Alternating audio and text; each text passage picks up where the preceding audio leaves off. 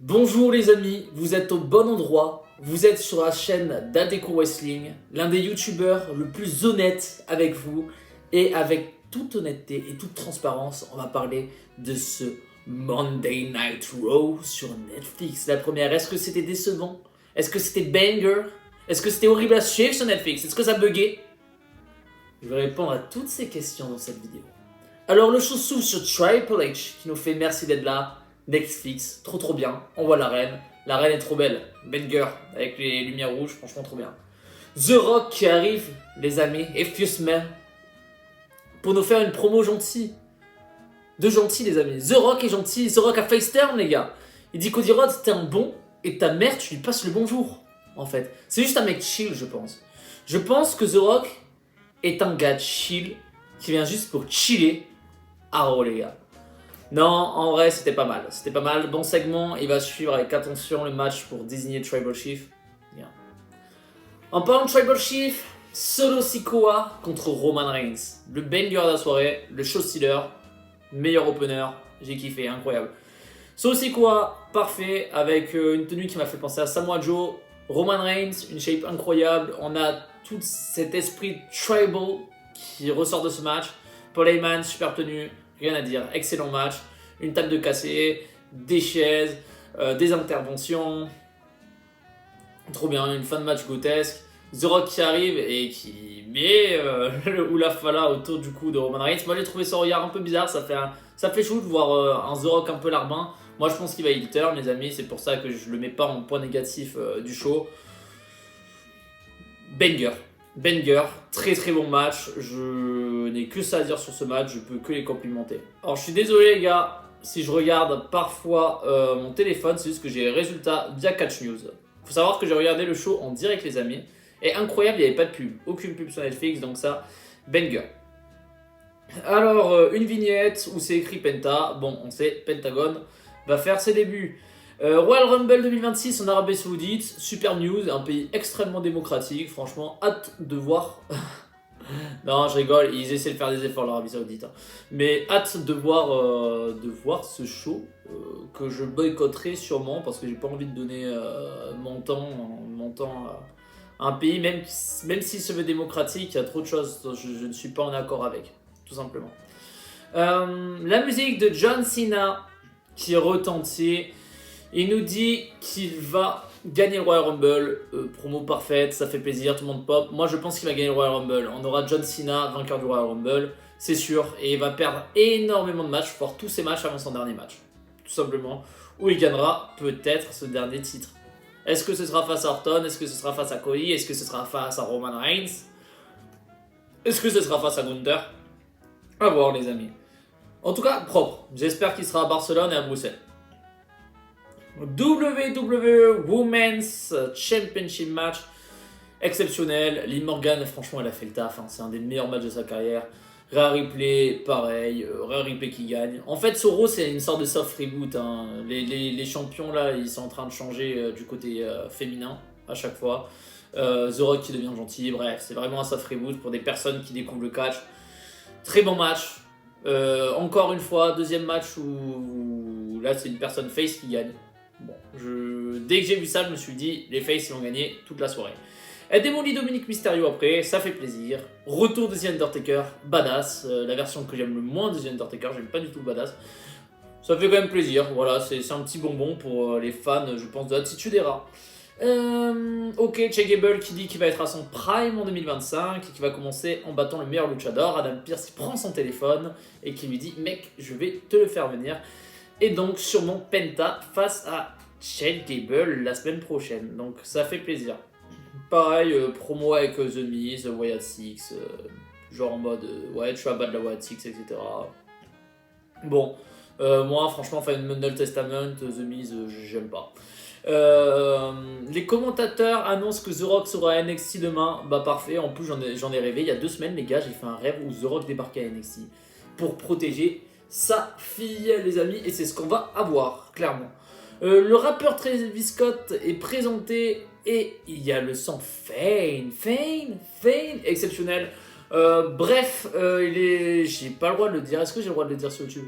Bref, il est en train de fumer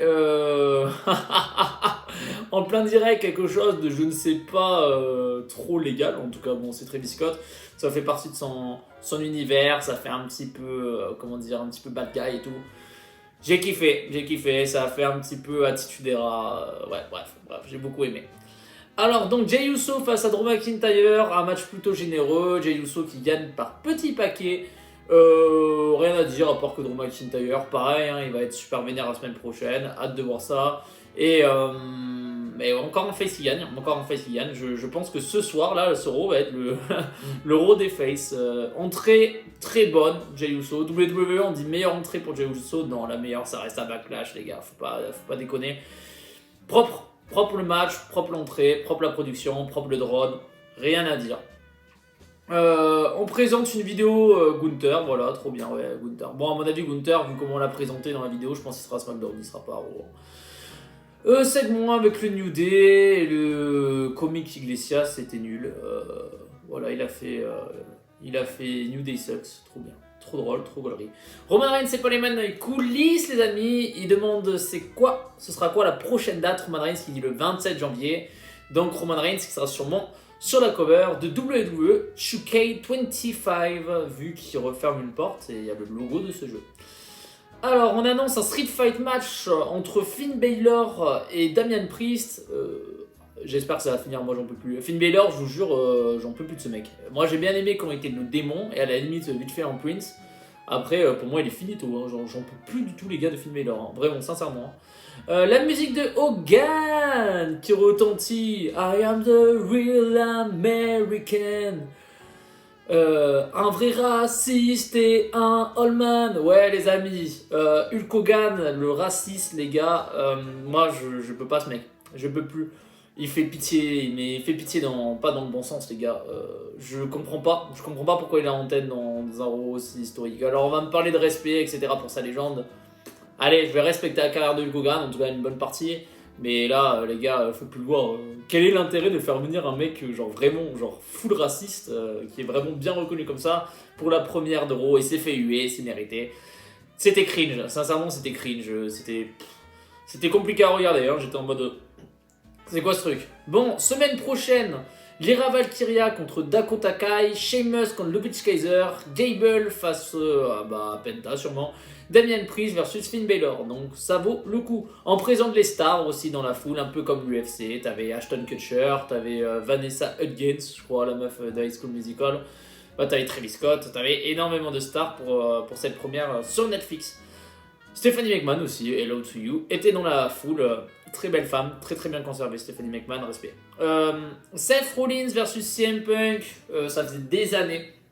Je crois que Punk avait pas catché à Raw, je pense que c'était en 2014, j'irais. Exceptionnel, match de fou furieux. Seth Rollins qui est toujours aussi performant. CM Punk qui fait taire tout le monde parce qu'il est très très bon. La fin du match aussi, le porte en GTS, l'autre qui tombe sur CM Punk. Je crois qu'il y a déjà eu ce segment à EW, c'était contre Moxley. Référence légendaire, bref. Très très bon match. CM Punk pas à son prime, mais en tout cas qui est revenu au top de sa forme. Seth Rollins, très très bon catcheur. Victoire de CM Punk, donc vraiment le show des faces, tous les faces sont gagnés. Alors maintenant, mon avis, déjà, comment regarder, parce qu'on me pose la question sur Instagram, je crois qu'on me pose la question tous les jours. Alors, avec un VPN, voilà, et mettez-vous sur le serveur United Kingdom, donc Angleterre, comme ça vous n'avez pas les pubs. Alors, big up aussi aux commentateurs français qui ont commenté en direct, Nadir Mohamedi et Christophe Ajus, respect de ouf. Ça va être un travail de malade, surtout que maintenant ils doivent faire des horaires de fou furieux, parce qu'ils commentent vraiment en direct le soir, respect à eux. Banger. Je regardais pas le catch en français et je pense que maintenant je vais regarder le catch en français et je pense que ça ne touchera pas réellement les audiences de AB Explore et AB1. Moi je les respecte quand même, ça fait des années qu'ils diffusent le catch. Je regarde jamais sur AB1 et AB Explore, mais pour les gens qui regardent, je pense qu'ils resteront sur ça, hein. Je pense qu'ils vont pas perdre beaucoup d'audience, voire pas d'audience avec ça, après avoir. Le direct, les conditions du direct, très bien, pas de pub, pas de bug, en 4K, je crois que c'était en 4K sur ma tablette, bref, nickel, rien à dire. Je regarderai pas en direct toutes les semaines parce que quand même j'ai une vie à côté, j'ai pas le time. Mais là ça valait le coup, c'était historique, je comprends pas comment on ne peut pas aimer ce show, en tout cas l'apprécier un minimum parce que quand même un show, un Raw sans pub, c'est exceptionnel les gars, hein. C'est historique de fou furieux. Hein. Même s'il n'y a pas eu énormément de matchs, il y a eu pas mal de promos et tout. Moi je me suis pas trop ennuyé, peut-être sur quand même peut-être aller sur les 30 dernières minutes, même si le match CM Punk contre Rollins c'était banger, mais franchement incroyable.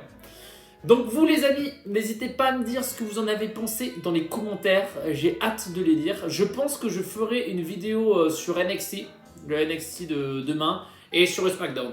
Voilà, clairement, et je ferai peut-être 2-3 vidéos aussi dans la semaine, en tout cas j'en tournerai pas mal.